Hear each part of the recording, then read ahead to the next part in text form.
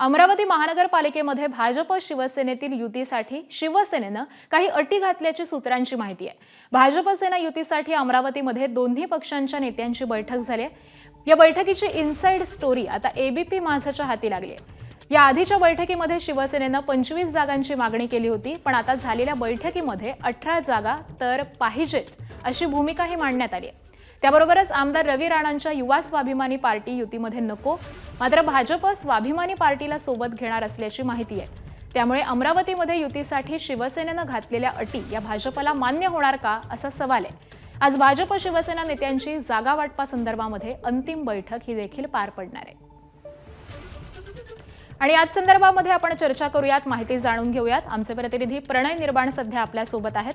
प्रणय, अमरावतीमध्ये या नेमक्या युती संदर्भातल्या या गाठीभेटी कशा पद्धतीने चालू आहेत, काय चर्चा सुरू आहे आणि आता शिवसेनेनं काय अटी घातल्या? नक्की आकांक्षा, अमरावतीमध्ये ज्या भाजप आणि शिवसेने युती संदर्भात ज्या बैठका होत्या त्या अतिशय गुप्त बैठका एका मोठ्या हॉटेलमध्ये होताना आपल्याला पाहायला मिळालं।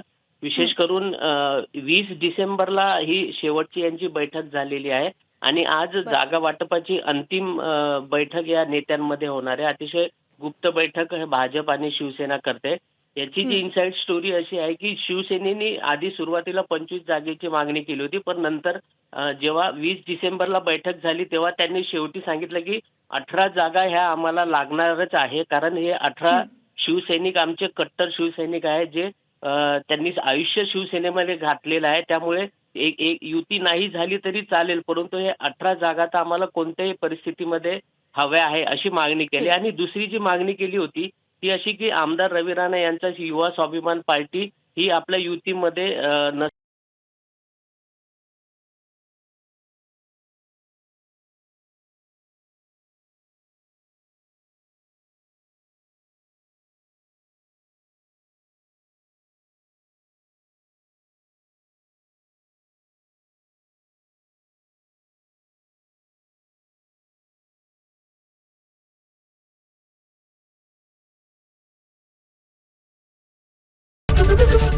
एबीपी माझा, उघडा डोळे बघा नीट।